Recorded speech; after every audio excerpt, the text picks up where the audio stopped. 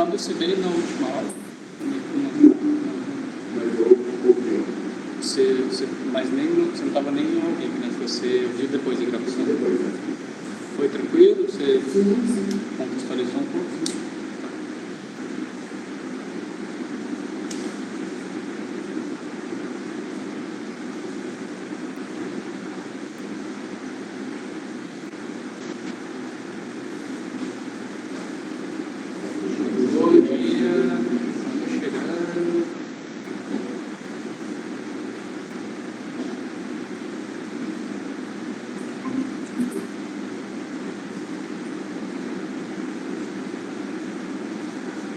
Aline, bom dia. Bom dia, gente.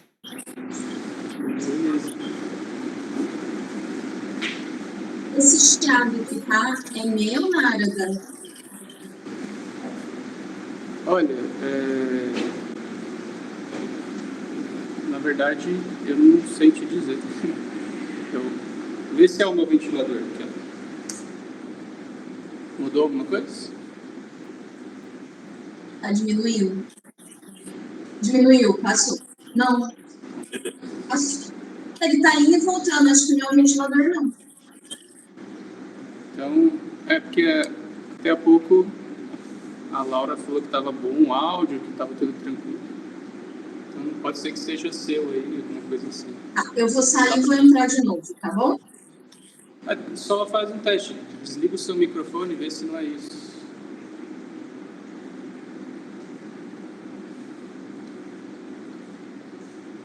Não, continua.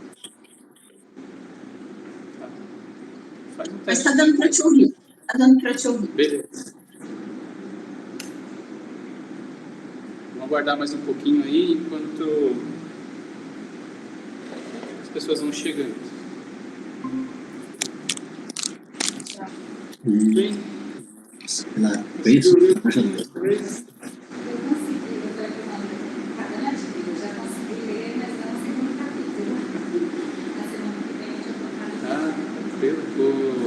a própria gravação te ajuda depois, né? Depois da relembrar alguma coisa, quando você for ler.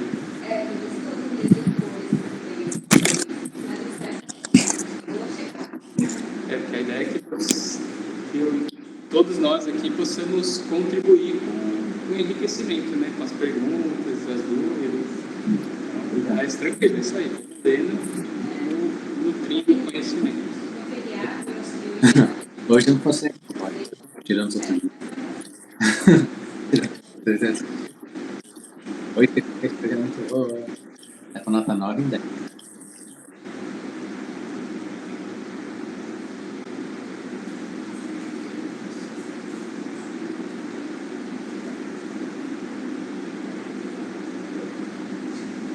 Esperar só mais 3 minutinhos.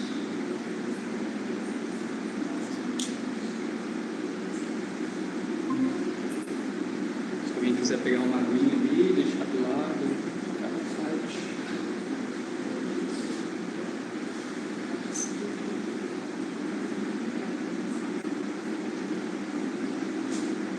Tudo bem, Renata? Bem-vinda. Bom dia, tudo bem? Tá me ouvindo bem? Sim. Tá legal, então. Esperar só mais 2 minutinhos e a gente já começa.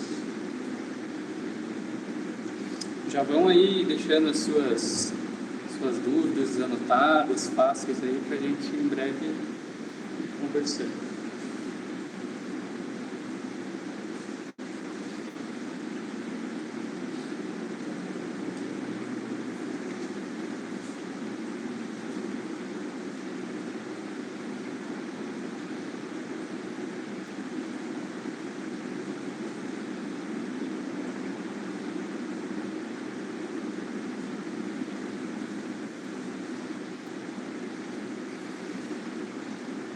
Bom, vamos lá. E aí, acharam mais fácil a leitura? Capítulo 2? A partir de agora, em questões históricas, como falei, vai ter menos nome de personagens aí, né? vai focar mais no conhecimento. E vai ser um foco no diálogo mesmo. Então aqui a gente já viu no capítulo 2 que a gente viu que Arjuna finaliza o capítulo 1 falando que ele não ia lutar. E aí ele inicia o capítulo 1 falando que ele está... Ele finaliza o capítulo 1 falando que ele não vai lutar. E aí o capítulo 2 começa. Krishna vendo Arjuna na situação, então passando a fazer um questionamento para ele, quase que dando um puxão de orelha nele, né? Então Krishna fala assim para ele mesmo, né? Meu querido Arjuna, como foi que essas impurezas se desenvolveram em ti? Elas não condizem com um homem que conhece o valor da vida. Elas não conduzem aos planetas superiores, mas sim à infâmia. Ó filho de Prita, não ceda a esta impotência degradante. Isso não fica bem. Abandona esta mesquinha fraqueza de coração e levanta-te, ó castigador dos inimigos. Então a gente volta ali, pegando um gancho do que a gente falou, que foi falado no capítulo 1, que era que Arjuna estava numa posição onde ele tinha que abandonar os interesses próprios, pensando no bem geral de toda a humanidade que ia receber um reino próspero, né? Então, Krishna começa o capítulo 2 ali. O que você está fazendo, cara? Você está doido? Olha só o que está acontecendo. Você está falando bobeira aí, né? Se a gente fosse traduzir para a nossa linguagem atual, né? Pô, você está falando aí não tem nada a ver. Porque você está pensando em si mesmo. Você está pensando no seu próprio umbigo, vamos dizer assim, né? Porque você está negligenciando o que vai acontecer com as pessoas depois. Então, Krishna dá um puxão de orelha. E a gente pode entender isso como, assim, nutrir apego às coisas materiais nos condicionam a estar ainda mais propensos a pensar somente em nós. E isso pode desviar a gente do nosso Dharma, do nosso propósito.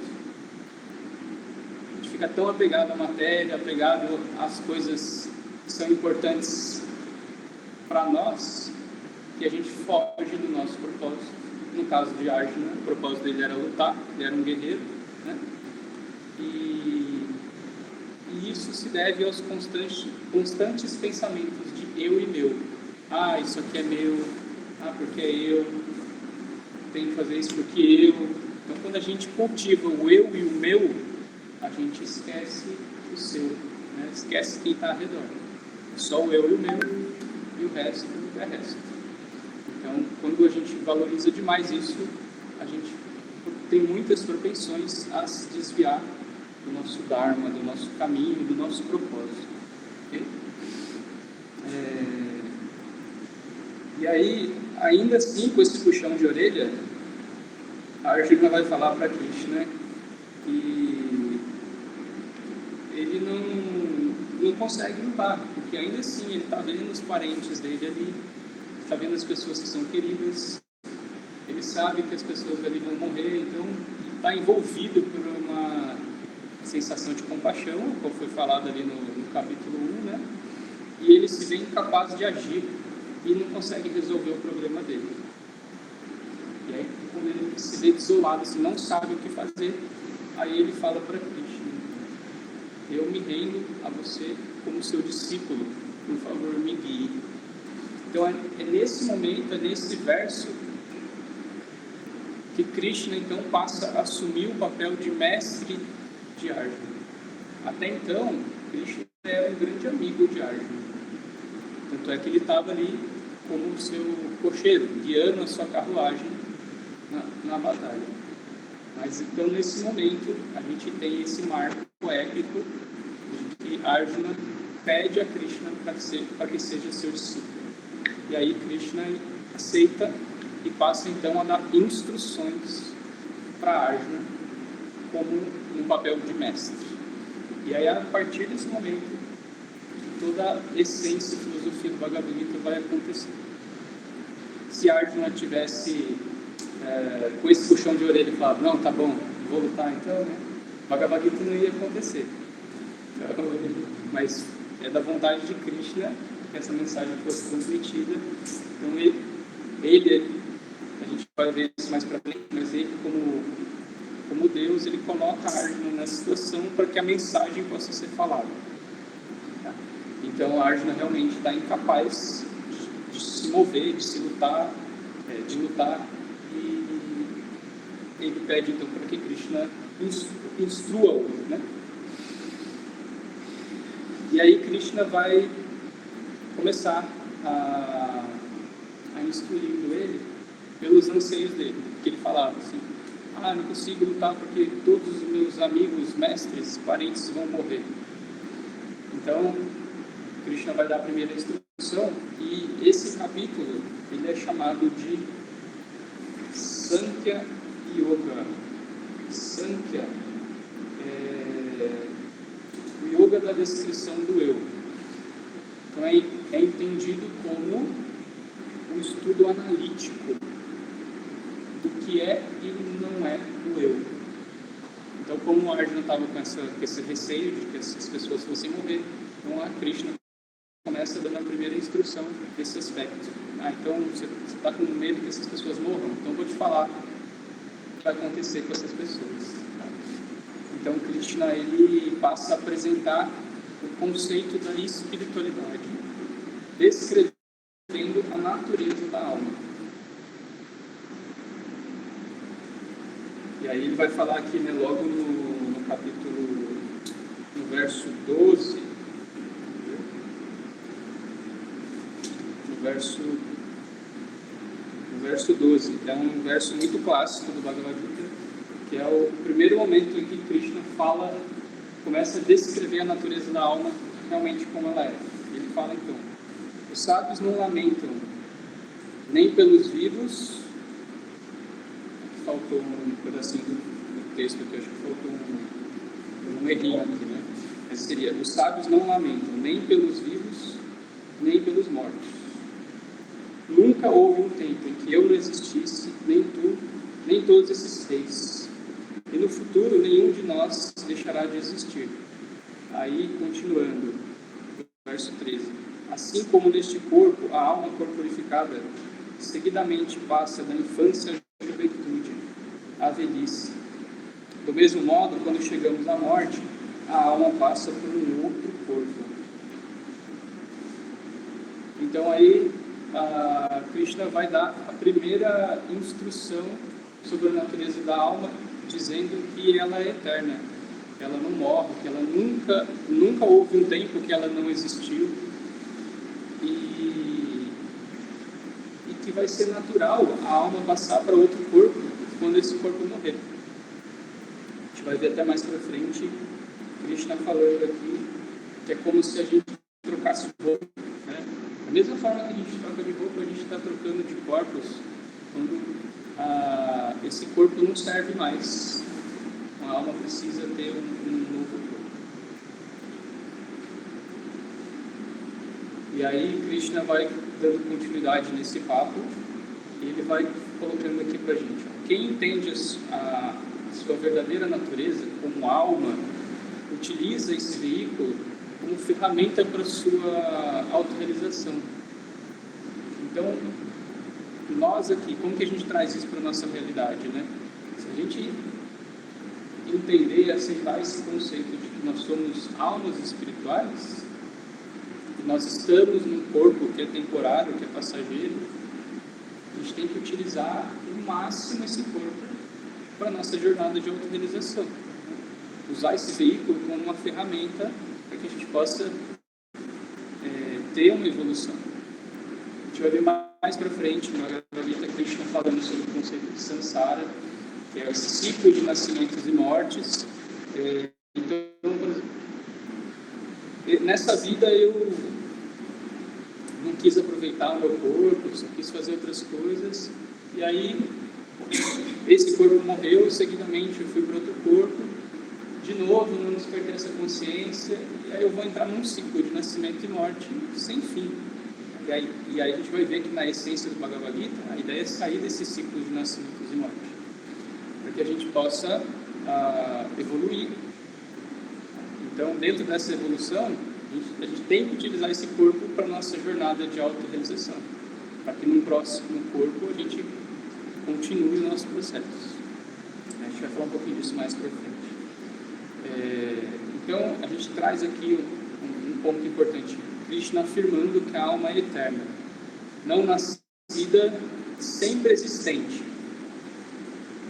E isso pode trazer para a gente, aqui na nossa realidade, uma garantia de um alívio, né? Que nosso principal medo é a morte, né? A gente tem medo desse desconhecido, que vem depois, e a gente anseia isso quando as pessoas morrem, a gente entra numa lamentação, que obviamente a gente está apegado à matéria, né?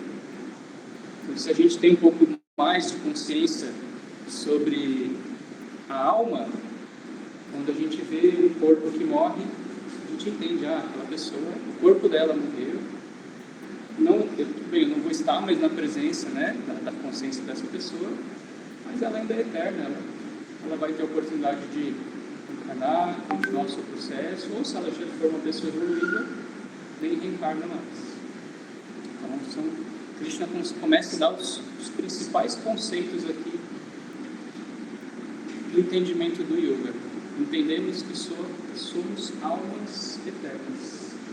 Provavelmente, vocês já me ouviram falar isso aqui durante as aulas, ali no nosso processo de meditação inicial. Então, é uma certificação aqui de Krishna dada. Então, a primeira instrução é: você é uma alma espiritual, você não é esse corpo. E a sua alma é eterna. Você sempre vai existir. Tranquilo. Se livra dos seus anseios. Por que ele está falando isso? Para acalmar o Arjuna, porque o Arjuna acha que todo mundo ali que está com ele vai morrer, né? Então a gente vê nos versos seguintes que Krishna vai falar: não, essas pessoas aqui que vai morrer são os corpos delas, mas elas, por estarem executando, por serem parte dessa situação que é da minha vontade, porque essa mensagem precisa ser transmitida, todas essas pessoas vão obter nascimentos bons e vão continuar com a espiritualidade, né? Elas não vão regredir, elas não vão sofrer, pelo contrário, elas vão ter uma boa continuidade. Aí Krishna apresenta, né, esse conceito, nesse verso aí, Krishna apresenta esse conceito de encarnação e reencarnação, né, chamado samsara, que eu comentei com vocês. Então esse capítulo ele é intitulado Sankhya Yoga, porque Krishna vai descrever de forma analítica a diferença entre o corpo e a alma. Então, yoga do conhecimento entre a matéria e o espiritual. E aí hoje nosso papo aqui vai ser, a minha explicação vai ser um pouquinho mais curta, justamente para a gente abrir, para a gente poder falar sobre dúvidas, sobre coisas que são interessantes. Aí, depois que Krishna descreveu a diferença entre o corpo e a alma, ele vai falar para Krishna sobre um processo chamado, para Arjuna, sobre um processo chamado Buddhi Yoga, que é a yoga da inteligência, do discernimento espiritual. Ele vai falar para Arjuna assim: toda essa lamentação que você está falando aí, ela é baseada nos seus interesses pessoais, diferente do propósito que é ter consciência de Deus. Então ele fala assim: é da minha vontade que essa batalha aconteça. E aí Krishna, no papel de Deus, se Arjuna executa essa ação, ele está executando o que é chamado de serviço devocional, uma ação que vai satisfazer Deus. A gente vai ver muito isso no Bhagavad Gita para frente, sobre essa palavra de serviço devocional. E serviço devocional não significa a gente... Vamos pensar assim, Deus é onisciente, onipresente, todo-poderoso, ele já tem tudo. Ele não precisa que a gente, que somos almas em quantidades, vamos dizer assim, inferiores a Deus, faça alguma coisa para ele. Se se ele é tudo, se ele tem tudo, ele pode fazer o que ele quiser a qualquer momento. Então ele não precisa disso. Então a gente vai ver no Bhagavad Gita que serviço devocional é descrito como serviço amoroso a Deus. E esse serviço, essa consciência de colocar Deus em tudo que a gente faz, é o que nos qualifica para purificar o coração e evoluir no processo espiritual. Para que a gente, em determinado momento, saia desses ciclos de nascimentos humanos. Porque chegou a evolução, tem uma consciência de Deus pura, e a gente está apto a viver nos planos espirituais. Então, o serviço devocional é esse conceito da gente colocar Deus em tudo. A gente vai ver muito isso mais para frente. Então, Krishna está dizendo, você está agindo de acordo com seus interesses pessoais. Então, Buddhi Yoga significa discernir que essa ação não tem nada a ver com o seu propósito espiritual, com o serviço devocional. Por exemplo, você é uma pessoa que está no caminho da autorização.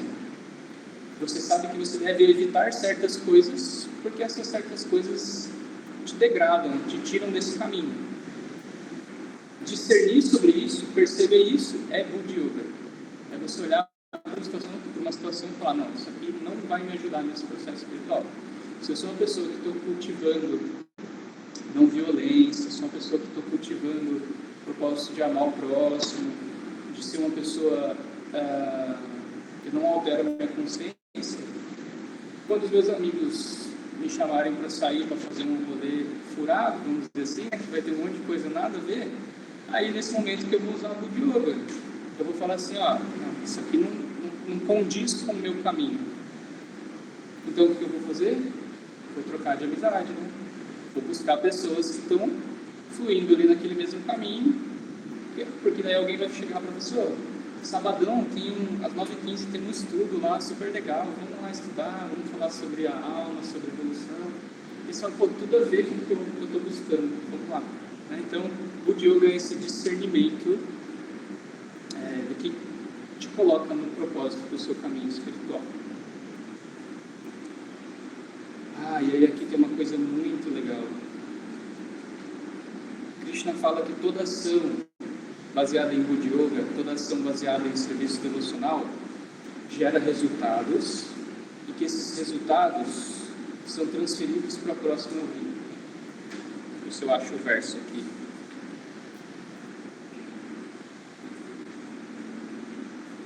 E esse verso ele é muito legal, e ele dá para a gente assim uma... Achei que é o verso 40, página 54, a pérola 12. Krishna fala assim, nesse esforço não há perda nem diminuição. Um pequeno progresso nesse caminho pode proteger a pessoa do mais perigoso tipo de medo. Ele até continua falando, aqueles que estão nesse caminho são resolutos, têm apenas um objetivo. O amado filho dos puros, a inteligência daqueles que são irresolutos, tem muitas ramificações. Mas vamos focar aqui só nesse verso 40. Não há perda nem diminuição. Um pequeno progresso nesse caminho pode proteger a pessoa do mais perigoso tipo de medo. Esse medo aqui, que ele está falando, não é o medo da morte. Esse medo de morrer e não ter continuidade, não ter existência. Então, Krishna está afirmando que o serviço devocional, esse discernimento do serviço da ação espiritual, quando você executa, ela gera resultados que te eleva a sua consciência, eleva o seu nível de consciência espiritual. Se em um determinado momento o corpo morrer e a sua consciência não estiver evoluída, vai transligar para um outro corpo e vai voltar do mesmo exato ponto que você estava. Ou seja, o seu avanço vai continuar. Não precisa começar do zero tudo de novo. Então já é um outro alívio, porque, bom, beleza, já descobri que eu sou eterno. Já descobri que eu posso voltar para o reino de Deus, vamos dizer assim, para a morada espiritual. Só que eu preciso evoluir. Só que se nessa vida eu não conseguir evoluir, na próxima eu ainda continuo de onde eu parei. Maravilhoso. Então nessa vida, vou me dedicar pra caramba, né? Então, Prabhupada, nosso mestre, que trouxe a Bhagavad Gita para o Ocidente, ele fala que a gente deve fazer o máximo possível para tentar nessa vida evoluir. Se ainda assim a gente não conseguir, se o nosso esforço for sincero, verdadeiro, na próxima vida a gente continua de onde a gente parou. Né? Só que isso não pode ser uma muleta também, né? Vou esforçar só um pouquinho, e a próxima vida está garantida. Não é bem assim, a gente vai ver mais para frente que tem algumas outras situações, no capítulo 3, que vão falar também, ó, a forma como você, o seu estado de consciência no seu momento final da sua vida vai definir o seu próximo nascimento. E se você tiver um estado de consciência muito para baixo, assim, né, inferior, só pensando em coisas degradantes, você vai ganhar um corpo justo para esse estado de consciência. Se você está parando da onde você está continuando, né? Então, assim, nada garante que a gente venha nascer numa família, num local onde tudo tranquilo para a gente continuar a nossa vida espiritual. Então, ao máximo a gente tem que tentar nessa vida esse propósito, tá? E aí Krishna vai falar aqui um pouquinho sobre esse mundo que a gente vive, essa matéria. Ele vai falar sobre os 3 modos da natureza material. Ele vai falar que esse mundo ele é regido por energias da ignorância, da bondade, da paixão. Isso influencia nossos comportamentos. Não vou entrar aqui, a gente vai ver isso mais para frente. Ele vai falar que esse mundo possui dualidades, aquele conceito de bom e ruim, de frio, quente, tudo nesse mundo é dual. E ele vai falar, principalmente aqui, sobre o conceito de ganhos materiais. Então, a nossa ação motivada por ganhos materiais, que é o oposto do serviço devocional. Então, ele vai falar que o serviço devocional é uma ação que você é motivado para satisfazer Deus. Então, você simplesmente faz o seu papel, você faz a sua ação. No oposto disso, você faz uma ação esperando algo em troca. Então, é você motivado por ganhos materiais para que você satisfaça os seus sentidos. Eu sei que se eu fizer tal ação ali, eu vou ser recompensado por aquilo. E aí, se for recompensado, eu vou me sentir bem, você vai estar nutrindo o seu corpo material, vai estar nutrindo os desejos da mente. Isso é chamado de karma kanda, ou seja, uma ação motivada por resultados materiais. E aí, quando a gente tem esse tipo de comportamento material, a gente tem esse tipo de comportamento em querer o resultado da ação, a gente vai gerar resultados condizentes a isso.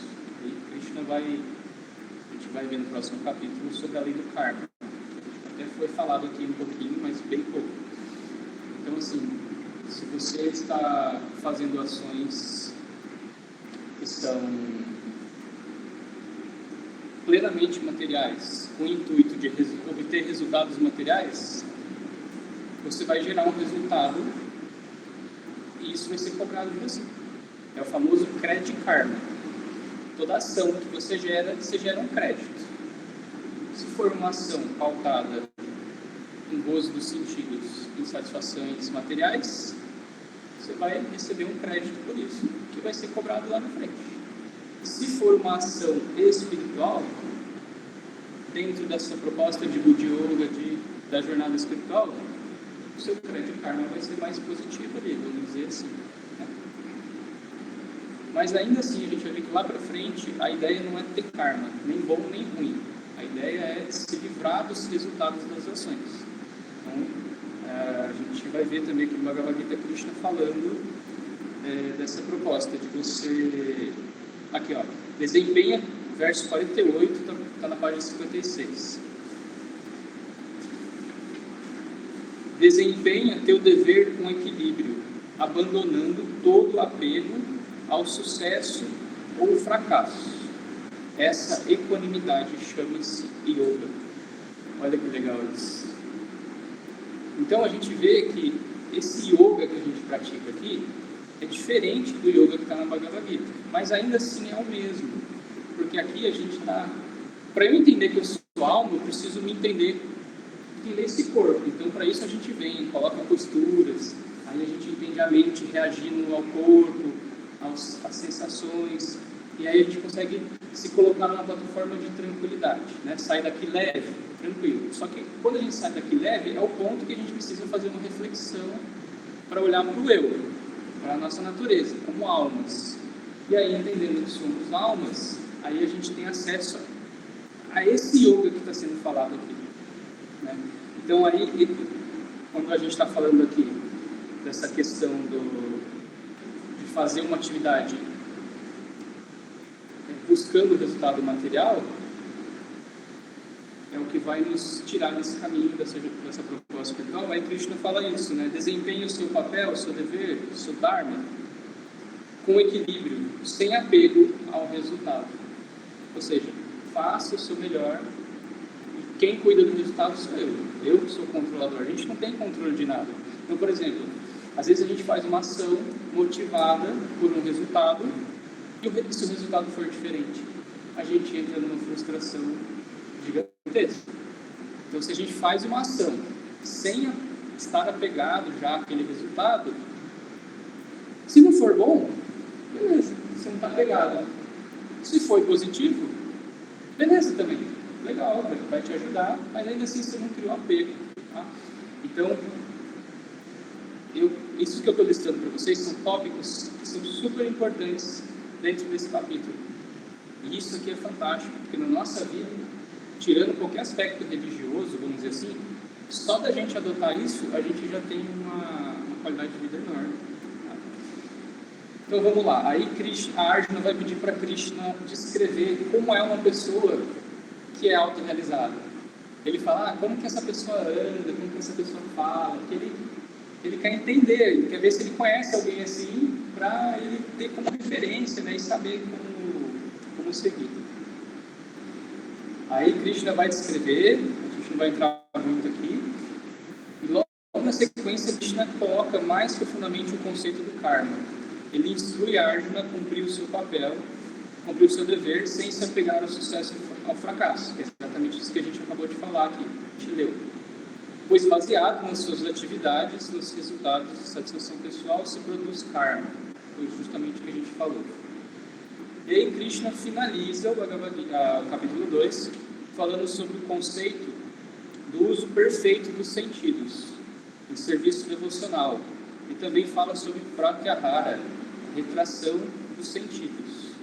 Quando não for possível utilizar serviço devocional, a gente usa o pratyahara. Então, o que é o pratyahara aqui? O que é esse conceito que Krishna finaliza? Então, ele fala, as suas ações devem ser motivadas em serviço devocional, a fins de obter avanço na sua jornada espiritual.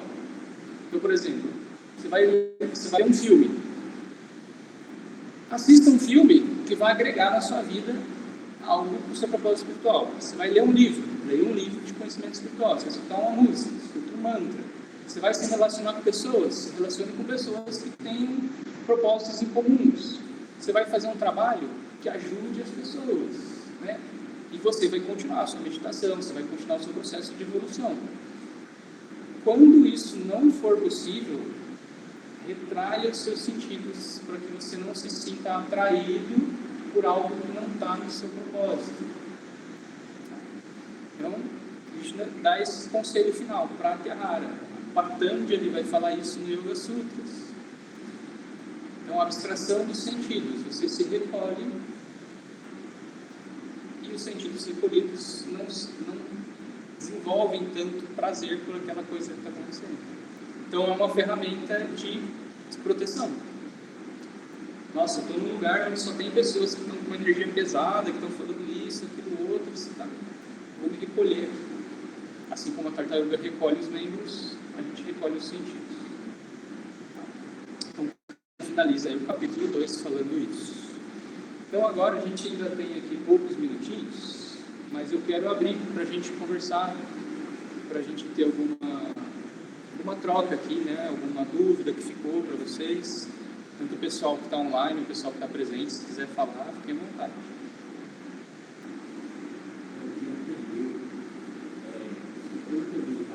A alma seria imutável, né? Certo.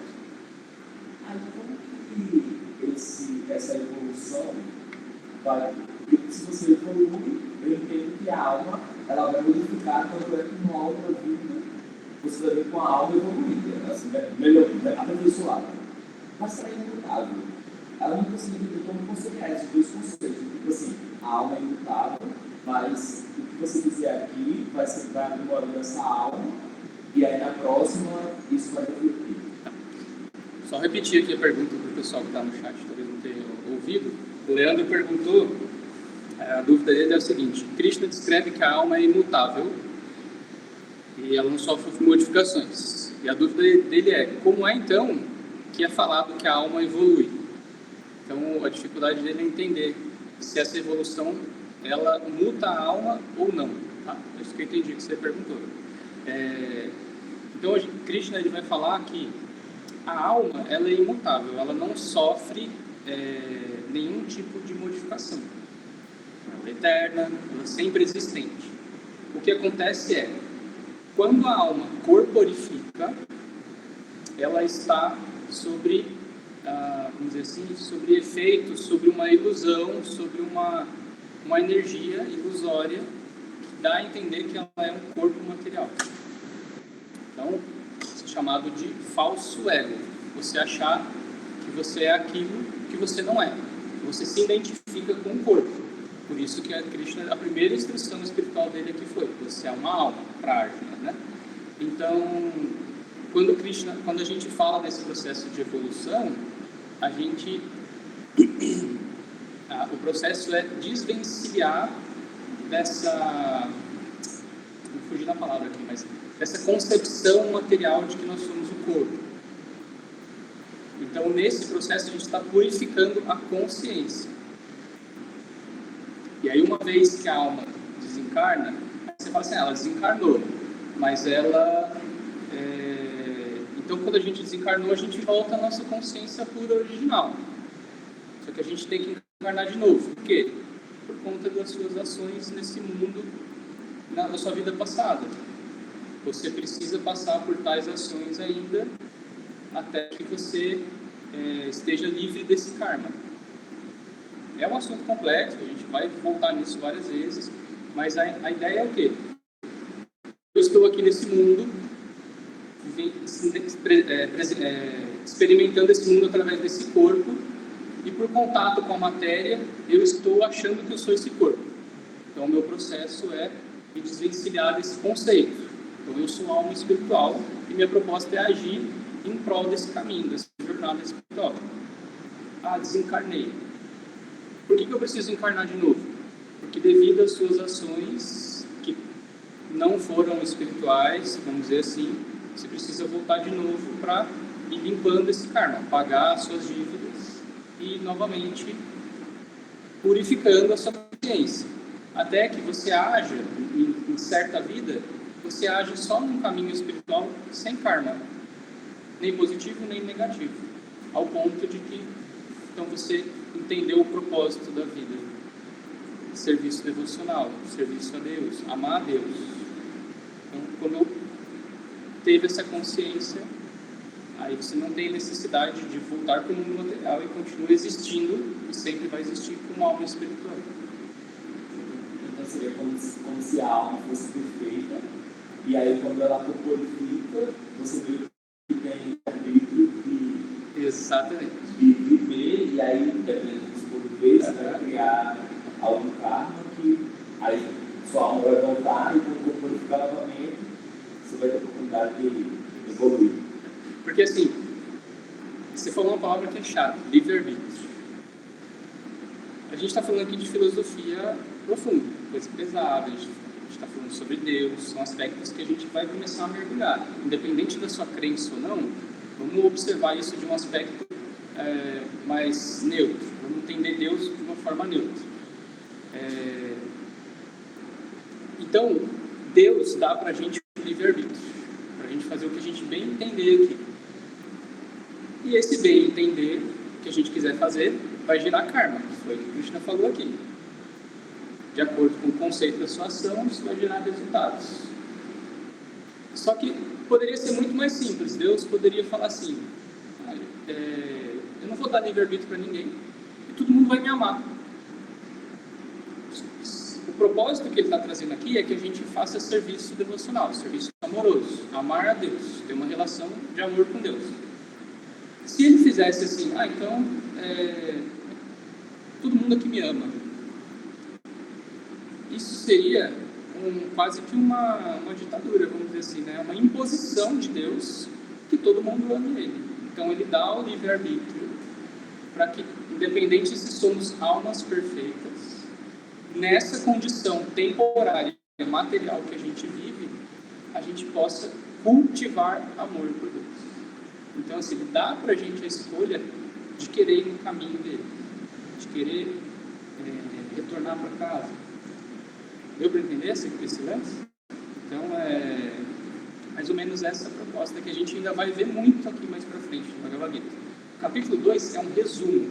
É dito que, assim, se Arjuna tivesse entendido o que Krishna falou aqui, não teria mais acabado o Bhagavad Gita de novo.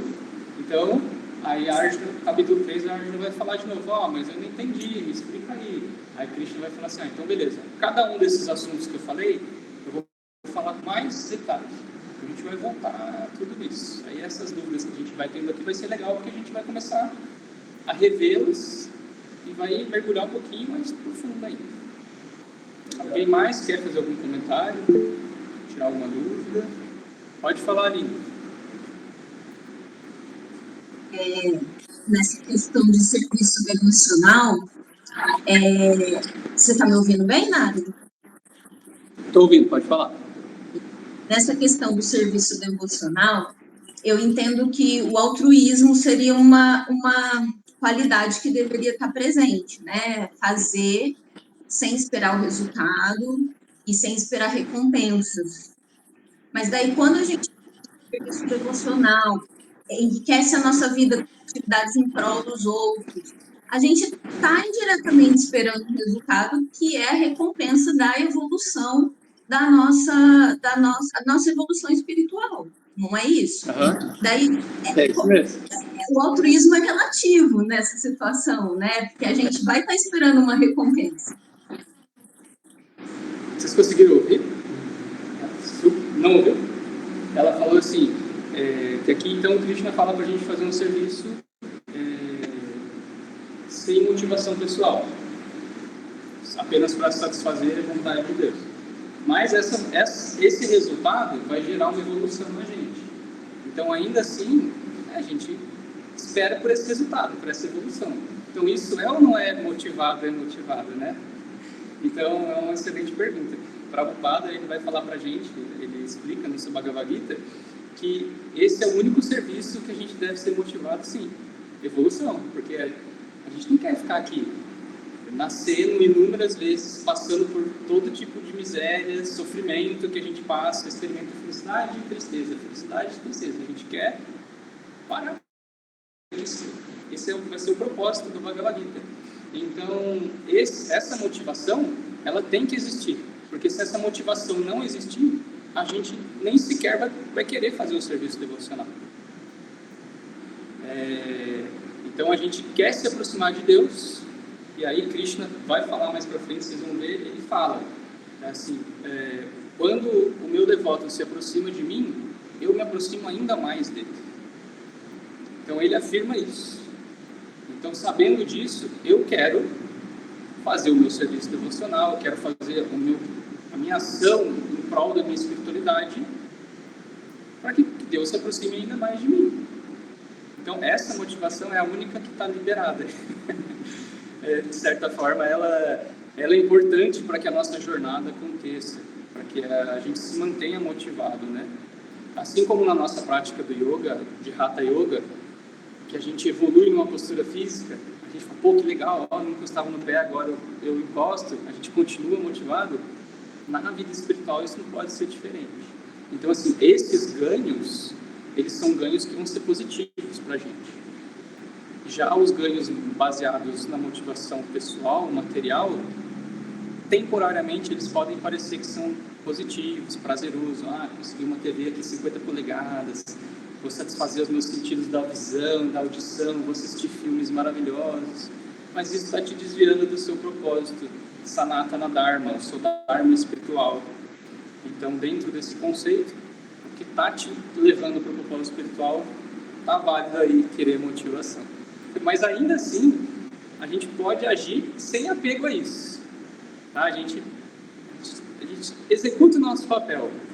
E Krishna satisfeito com Deus satisfeito com esse propósito, ele vai retribuir. Mesmo assim, mesmo sendo positivo, ainda assim você pode só fazer sua ação sem apego aos resultados. Beleza? Algo mais? Deu para ver que é um conhecimento mais profundo, mas ainda assim a gente já vai começando a ter nuances, percepções de alento assim, para nossas respostas, para as nossas perguntas existenciais, né? Então agora Krishna vai falar no capítulo 3, o título do capítulo é Karma Yoga, a yoga da ação.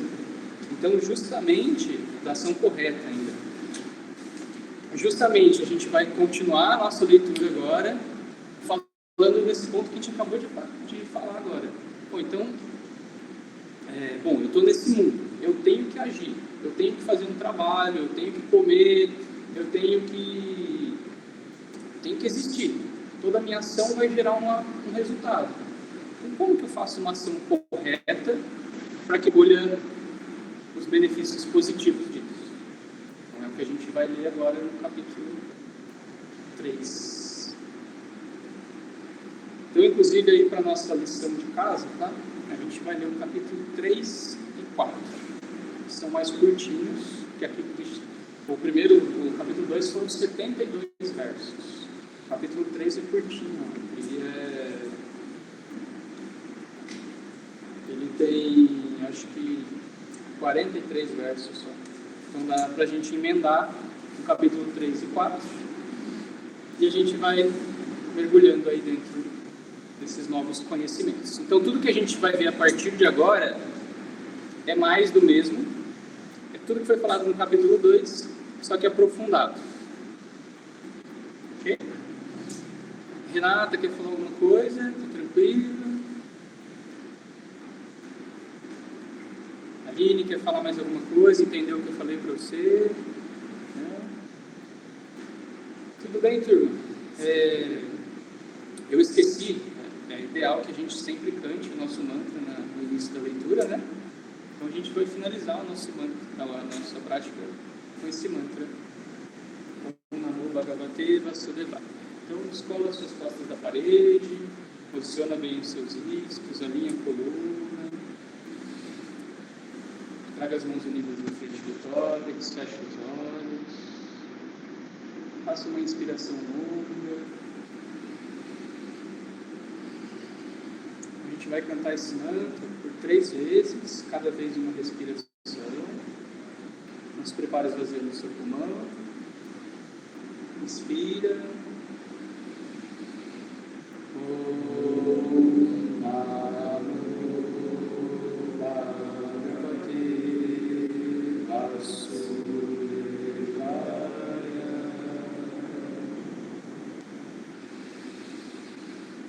Om Namo Bhagavate Vasudevaya.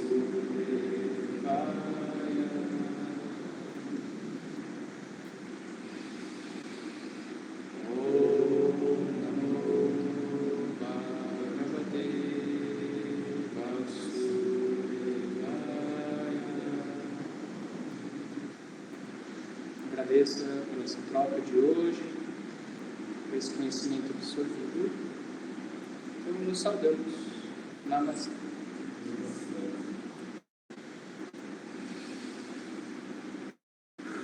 Muito obrigado por mais um encontro. Espero que todo mundo tenha desfrutado dessa leitura. Pode ser que para alguns seja um conhecimento novo, pode ser que para outros já tinha ouvido falar e aí está lapidando um pouco mais esse conhecimento. Essa não é a primeira vez que eu estou lendo o Bhagavad Gita, eu já li inúmeras vezes. E todas as vezes que eu leio, eu aprendo mais, eu absorvo mais. Então isso aqui para mim é uma troca ainda muito maior, porque eu estou refinando conceitos que eu já tenho.